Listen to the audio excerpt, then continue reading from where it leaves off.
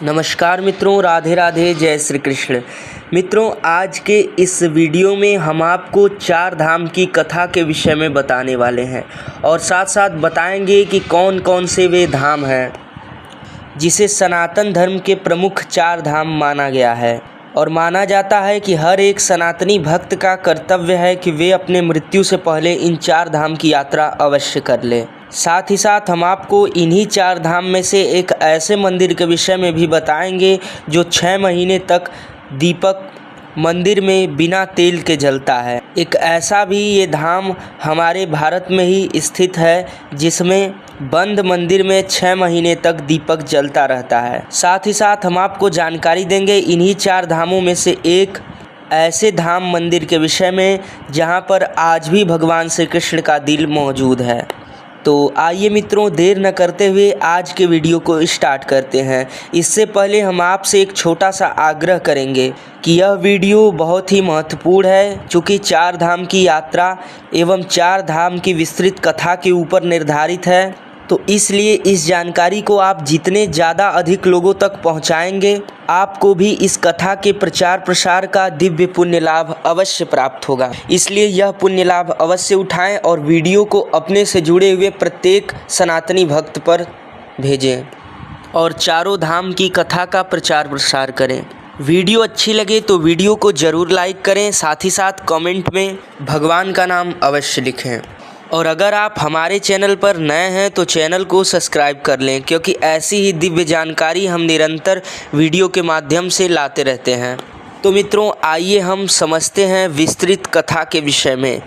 तो मित्रों, 4 धाम इस प्रकार हैं। प्रथम है बद्रीनाथ धाम, जो कि उत्तराखंड नामक राज्य में स्थित है। दूसरा है सेतुबंध रामेश्वरम धाम, जो कि 4 धाम में से दूसरा माना जाता है और यह तमिलनाडु में स्थित है। 4 धामों में से तीसरा धाम है द्वारिकापुरी धाम, जो कि गुजरात में स्थित है। चौथा धाम है जगन्नाथपुरी धाम, जहां साक्षात भगवान जगन्नाथ, सुभद्रा और भगवान बलराम विराजते हैं। यह उड़ीसा में स्थित है। मित्रों, आपको इन 4 धाम का विस्तृत कहानी कथा इस वीडियो में हम आपको बताएंगे कि इस धाम की स्थापना कैसी हुई, इनकी पौराणिक कथाएं क्या है। लेकिन उससे पहले हम आपको एक महत्वपूर्ण जानकारी देना चाहेंगे कि आप इसके विषय में अवश्य जानें कि आखिर यह 4 ही धाम क्यों हुआ और इस 4 धाम का क्या अर्थ है। तो सबसे पहले हम इसके अर्थ को समझेंगे। मित्रों, धर्म ग्रंथों के आधार पर हमारे सनातन धर्म में 4 युग माने जाते हैं, जो कि इस प्रकार हैं: सतयुग, त्रेता युग, द्वापर युग और कलयुग। जिस समय हम जी रहे हैं वे कलयुग है। इससे पूर्व सतयुग, त्रेता युग और द्वापर युग बीत चुके हैं। इसलिए मित्रों, इन 4 धाम का अर्थ इन 4 युगों से है, अर्थात कि जिस युग में सबसे सर्वश्रेष्ठ धाम जो था उसे प्रथम धाम में शामिल किया गया। ऐसे ही प्रत्येक युग के प्रत्येक सर्वश्रेष्ठ धामों को ही मिलाकर कुल 4 धाम बने। जैसे कि प्रथम युग था सतयुग, तो सतयुग का सबसे सर्वश्रेष्ठ धाम या मंदिर था श्री बद्रीनाथ धाम, तो उसे सतयुग का सबसे श्रेष्ठ मंदिर धाम माना गया, तो वे प्रथम धाम में शामिल हुआ। द्वितीय त्रेता युग में सबसे सर्वश्रेष्ठ धाम या मंदिर था सेतुबंध रामेश्वरम तीर्थ, जहाँ पर साक्षात भगवान श्री रामचंद्र ने भगवान शिव की आराधना की थी, तो इसे माना गया त्रेता युग का सबसे सर्वश्रेष्ठ धाम। वहीं द्वापर युग में सबसे श्रेष्ठ धाम या मंदिर द्वारिकापुरी नगरी को माना गया, क्योंकि भगवान श्री कृष्ण ने ये पवित्र नगरी स्वयं बनाई थी और यहाँ पे साक्षात पूर्ण पुरुषोत्तम भगवान श्री कृष्ण रहते थे। इसलिए इसे द्वापर युग का सबसे सर्वश्रेष्ठ धाम या मंदिर माना गया, इसलिए इसे तीसरे धाम में शामिल किया गया। और चौथा, कलयुग में सबसे श्रेष्ठ धाम या मंदिर माना जाता है श्री जगन्नाथपुरी मंदिर को, जो कि उड़ीसा में स्थित है। और ऐसा इसलिए क्योंकि यहाँ पर साक्षात भगवान श्री कृष्ण का उनके धाम वैकुंठ जाने के बाद उनके शरीर का जब दाह संस्कार किया गया तो उनका हृदय, जिसे ब्रह्म पदार्थ कहा जाता है, वो नहीं जला। आज भी माना जाता है कि जगन्नाथपुरी में विराजित भगवान जगन्नाथ की मूर्ति में वह ब्रह्म पदार्थ भगवान श्री कृष्ण का दिल आज भी मौजूद है। इसलिए मित्रों इसे कलयुग में सबसे श्रेष्ठ धाम, मोक्ष धाम और सबसे श्रेष्ठ मंदिर माना जाता है। इस प्रकार मित्रों चारों धाम का अर्थ स्पष्ट हो जाता है कि सतयुग बद्रीनाथ धाम, त्रेता युग सेतुबंध रामेश्वरम धाम, द्वापर युग द्वारिकापुरी धाम और कलयुग जगन्नाथपुरी धाम। इस प्रकार से चारों युग का सीक्वेंस बना और चारों युग का अर्थ स्पष्ट हुआ और चारों धाम भी इसी अनुसार बना। इसे ही हिंदुओं का सबसे श्रेष्ठ चार धाम माना जाता है। इसे भारत का चार धाम भी कहा जाता है और प्रत्येक सनातनी का जन्म सिद्ध कर्तव्य होता है कि वे अपनी मृत्यु से पहले इन चारों धाम की यात्रा कर लें। ऐसा धर्म ग्रंथों का मत है। तो आइए मित्रों अब समझते हैं इन पवित्र चार धामों की कथा, जिसे सुनने का करोड़ों गुना महत्व है। इसे सुनने मात्र से व्यक्ति मोक्ष का अधिकारी होता है। इसलिए मित्रों इस जानकारी को अधिक से अधिक लोगों तक पहुंचाएं। साथ ही साथ आप भी ध्यानपूर्वक सुने। तो आइए मित्रों समझते हैं। मित्रों प्रथम धाम है बद्रीनाथ धाम। हम सब बद्रीनाथ धाम की कथा से प्रारंभ करते हैं। मित्रों श्री बद्रीनाथ धाम जो वर्तमान समय में उत्तराखंड राज्य में स्थित है, इसे सतयुग में धरती का वैकुंठ माना जाता है।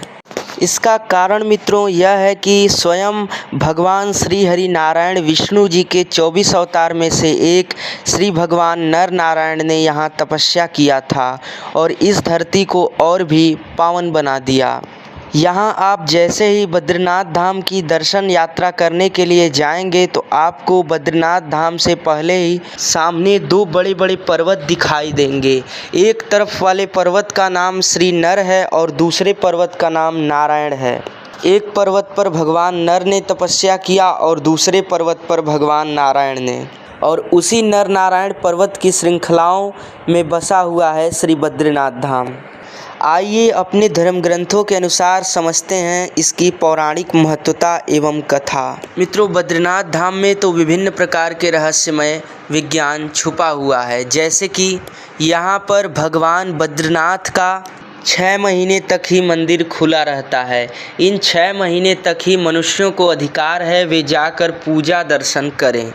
इसके बाद पुजारी गण भी मंदिर में नहीं रहते। मंदिर को स्वतः ही 6 महीने के लिए ताला लगाकर बंद कर दिया जाता है एवं पूर्ण सुरक्षा विभाग, सुरक्षा बल वहां पर मंदिर पर तैनात रहता है। मंदिर में किसी का भी प्रवेश वर्जित होता है।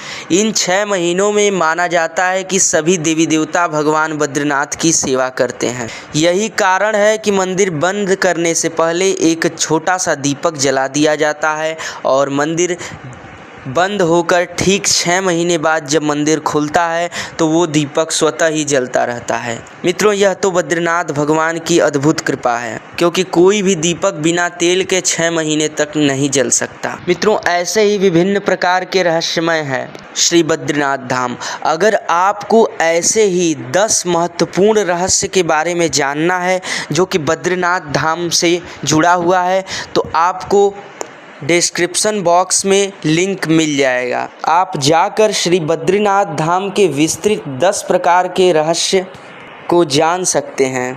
तो आइए अब इनकी कथा को जानते हैं। मित्रों माना जाता है कि सतयुग में एक बड़ा ही क्रूर दैत्य राक्षस जन्म लेता है जिसका नाम होता है सहस्त्राकवच।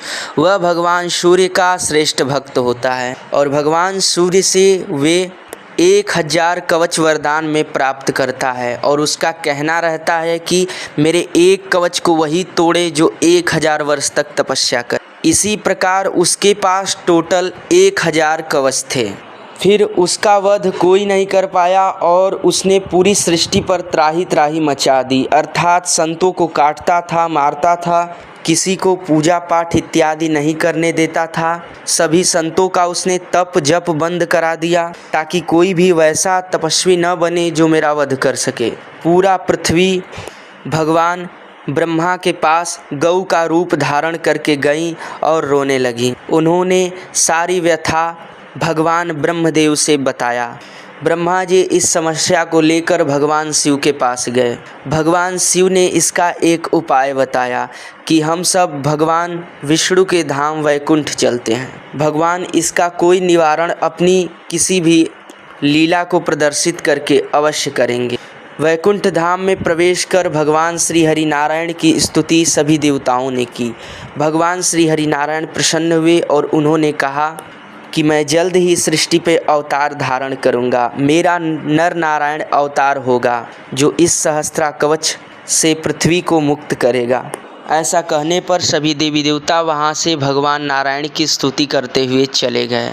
लेकिन मित्रों, भगवान नर नारायण का अवतार हुआ, लेकिन सृष्टि पर भगवान विष्णु सोच रहे थे कि कौन सा वह स्थान है जहाँ तपस्या करने का सर्वाधिक महत्व है। तो उन्होंने पाया कि भगवान शिव और माता पार्वती सृष्टि पर बद्रिका आश्रम नामक तीर्थ में वास करते हैं। वही एक स्थान है जहाँ पर एक दिन तपस्या करने का 1000 वर्ष तक तपस्या करने का फल प्राप्त होता है।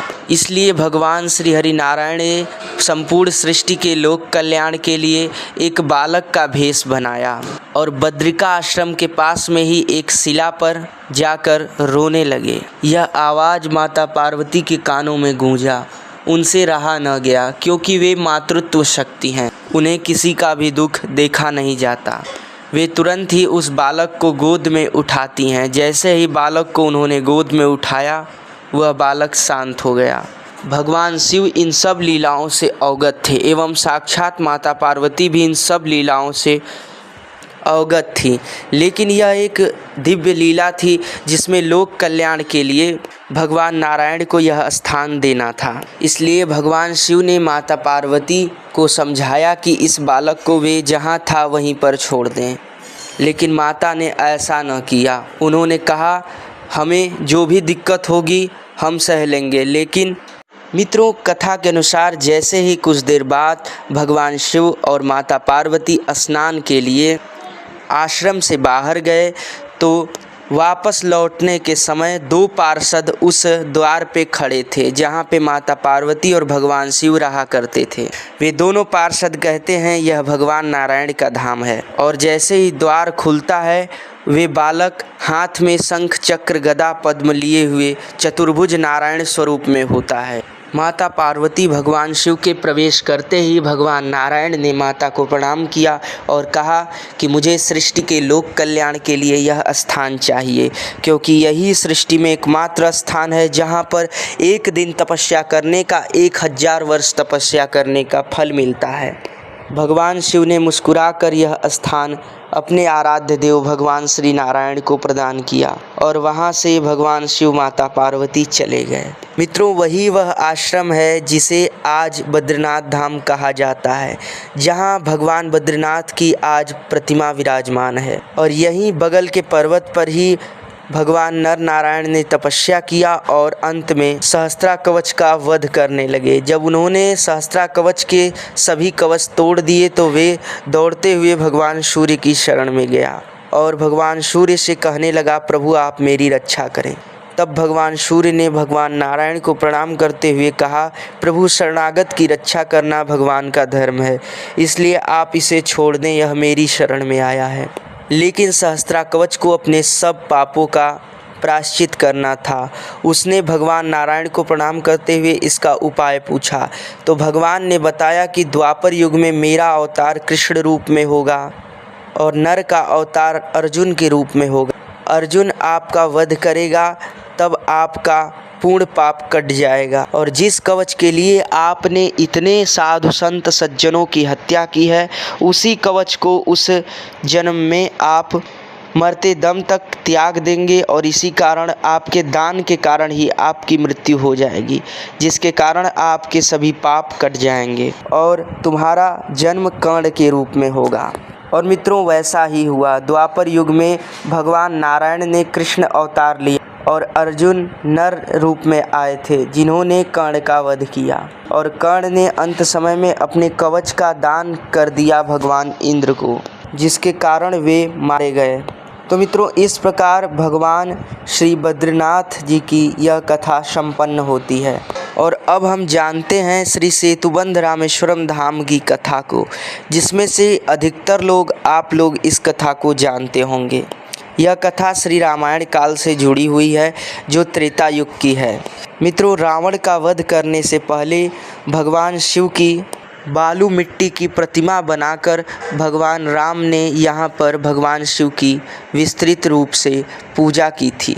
इसमें सभी वानर भी मौजूद थे। भगवान श्री रामचंद्र ने इस पूजन के बाद ही रावण का वध किया और वे सेतुबंध नामक इस पुल को पार करके लंका गए और उन्होंने रावण का वध किया। यही वह धाम है जिसे 4 धामों में से दूसरा धाम माना गया है। मित्रों, यहीं पर रामेश्वरम के रूप में भगवान शिव का यह ज्योतिर्लिंग विख्यात है, जिसकी स्थापना साक्षात भगवान राम। इस प्रकार मित्रों, श्री सेतुबंध रामेश्वरम धाम की भी कथा संपन्न होती है। अब आइए जानते हैं श्री द्वारिकापुरी धाम के विषय में। मित्रों, यह वर्तमान समय में गुजरात में स्थित है। मित्रों, यह कथा श्री द्वापर युग की है। इसका वर्णन श्रीमद् भागवत महापुराण एवं श्री कृष्ण लीला आदि ग्रंथों में है। मित्रों, भगवान श्री कृष्ण ने अपनी लीलाएं गोकुल में किया।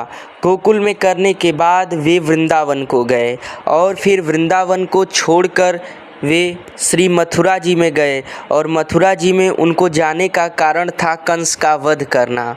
वे मथुरा में बहुत समय तक रहे, लेकिन वे अस्थायी रूप से 100 वर्षों तक श्री द्वारिकापुरी धाम में रहे, जिस नगरी को उन्होंने स्वयं बसाया था। और यह नगरी द्वापर युग का सबसे श्रेष्ठ धाम एवं 4 धामों में से तृतीय धाम माना जाता है। मित्रों, यही वह नगरी है जहाँ पर भगवान श्री कृष्ण अपने 16,108 रानियों एवं प्रमुख 8 पट रानियों एवं अपने 1,61,080 पुत्र संपूर्ण बंधु बांधवों के साथ यहाँ 100 वर्षों तक रहे हैं। हालांकि भगवान श्री कृष्ण को यह धाम छोड़ने के बाद उनकी नगरी समुद्र में डूब गई, लेकिन भक्तगण आज भी यहाँ दर्शन के लिए जाते हैं और धर्म ग्रंथों में इसका बहुत बड़ा महत्व है। इसे तृतीय धाम माना गया है। तो इस प्रकार मित्रों, श्री द्वारिकापुरी धाम की भी कथा संपन्न होती है। आइए अब समझते हैं कलयुग के महान धाम श्री जगन्नाथपुरी धाम की कथा। मित्रों, श्री जगन्नाथपुरी धाम वर्तमान समय में उड़ीसा राज्य में स्थित है और यह भगवान जगन्नाथ को अति प्रिय श्री नीलांचल पर्वत पर व्याप्त है। यहाँ पर भगवान बलराम, भगवान जगन्नाथ, माता सुभद्रा एक साथ विराजते हैं। मित्रों, भगवान श्री कृष्ण के इस धराधाम छोड़कर अपने गोलोक वैकुंठ धाम पधारने के बाद उनके शरीर को पांडवों ने जलाया, लेकिन उनका संपूर्ण शरीर तो जला, लेकिन उनका हृदय भाग नहीं जला, जिसे धर्म ग्रंथों में ब्रह्म पदार्थ कहा गया है। वही ब्रह्म पदार्थ को अर्जुन ने नदी में प्रवाहित किया और इसी ब्रह्म पदार्थ को उड़ीसा के राजा को प्राप्त हुआ, जो उन्होंने एक व्यक्ति के द्वारा इस ब्रह्म पदार्थ को प्राप्त किया था। उन्होंने यह समझा कि यहाँ पर पर्वत पर एक मंदिर बनाना चाहिए। फिर वे उस पर्वत की खोज कराने लगे और यह उड़ीसा राज्य में पवित्र पर्वत श्री नीलांचल पर्वत था, जिसकी खोज कराने के बाद राजा ने यहाँ पर भगवान जगन्नाथ का मंदिर बनवाना चाहा और फिर भगवान विश्वकर्मा ने वेश बनाकर भगवान जगन्नाथ का मंदिर बनाने के लिए ब्राह्मण वेश धारण करके यहाँ पधारे। राजा से उन्होंने कहा कि यह मंदिर हम एक ही शर्त पर बनाएंगे। वह शर्त यह है कि मैं अकेले ही इस मंदिर को बना लूँगा और मेरे मंदिर पूर्ण करने से पूर्व अगर कोई मंदिर में प्रवेश कर गया तो मैं इस मंदिर को नहीं बनाऊंगा और श्राप दे दूंगा, कोई और भी इस मंदिर को नहीं बना पाएगा। तब राजा डर गए और उन्होंने ब्राह्मण से कहा, हे ब्राह्मण, आप जाइए और मंदिर बनाइए और कोई भी मंदिर में प्रवेश नहीं करेगा। लेकिन मित्रों, बहुत समय बीतने के बाद राजा को ऐसा लगा मंत्री के सलाह पर कि ब्राह्मण इतने दिनों से मंदिर बना रहा है, और उसने अन्न पानी भी नहीं खाया, वे मृत्यु को प्राप्त हो गया होगा। आप मंदिर एक बार देख लें। जैसे ही राजा अंदर प्रवेश किए, भगवान विश्वकर्मा जो ब्राह्मण का वेश बनाए थे वे आधा अधूरा ही बनाकर चले गए और इसके बाद उनके श्राप के अनुसार कोई और भी नहीं बना पाया। उन्होंने केवल ब्रह्म पदार्थ को भगवान जगन्नाथ के मूर्ति के अंदर स्थापित किया था और भगवान बलराम की आधी मूर्ति, माता सुभद्रा की आधी मूर्ति और भगवान जगन्नाथ की आधी मूर्ति ही बनाई थी, जिसमें हाथ पैर भी नहीं थे। इसलिए मित्रों, आज भी आप दर्शन करने के लिए जाएंगे तो आप पाएंगे कि भगवान जगन्नाथ की पैर और हाथ नहीं हैं और वैसा ही भगवान बलराम और सुभद्रा जी भी हैं। मित्रों, माना जाता है कि आज भी यह ब्रह्म पदार्थ भगवान श्री कृष्ण का दिल आज भी भगवान जगन्नाथ के इस विग्रह में विराजित है और प्रत्येक 12 वर्षीय रथ यात्रा पर इसे दूसरे मूर्ति में स्थानांतरण किया जाता है। यह प्रक्रिया काफ़ी सावधानी से होती है। माना जाता है कि इस ब्रह्म पदार्थ को जो भी देख लेगा उसकी मृत्यु हो जाएगी, इसलिए पुजारियों की आंखों पर पट्टी बांधकर ही इस ब्रह्म पदार्थ को दूसरे मूर्ति में स्थापित किया जाता है। यह प्रक्रिया बड़े ही धूमधाम से रथ यात्रा के नाम से जाना जाता है और पूरे विश्व के भक्त यहाँ पहुँचते हैं। तो मित्रों, यह थी भगवान जगन्नाथ जी की अद्भुत कथा। लेकिन आपको भी अगर भगवान जगन्नाथ के इस रहस्यमयी मंदिर को विस्तृत रूप से जानना है, समझना है, जो कि भगवान जगन्नाथ का मंदिर विश्व के सबसे रहस्यमयी मंदिरों में से एक है, तो आप डिस्क्रिप्शन एवं कमेंट में दिए गए लिंक पर क्लिक करके जान सकते हैं। उसमें हमने भगवान जगन्नाथ के 10 रहस्यों को बताया है। मंदिर से जुड़े हुए इन 10 रहस्यों को सुनकर आप सभी आश्चर्यचकित हो जाएंगे। साथ साथ अगर आप बद्रीनाथ मंदिर के भी 10 रहस्यमयी रहस्यों के बारे में जानना चाहते हैं तो उसका भी लिंक डिस्क्रिप्शन में दिया गया है, आप सब देख सकते हैं। तो आशा करते हैं मित्रों कि आज का हमारा यह वीडियो आप सभी लोग को अच्छा लगा होगा। तो इस कथा के अद्भुत प्रचार प्रसार का लाभ आप सब अवश्य उठाएं और इस वीडियो को अपने से जुड़े हुए प्रत्येक व्यक्ति तक शेयर करें, ताकि आपको भी भगवान की इस लीला के प्रचार प्रसार का दिव्य पुण्य लाभ मिल सके। मित्रों, चैनल को सब्सक्राइब करना ना भूलें। मिलते हैं एक नई जानकारी के साथ।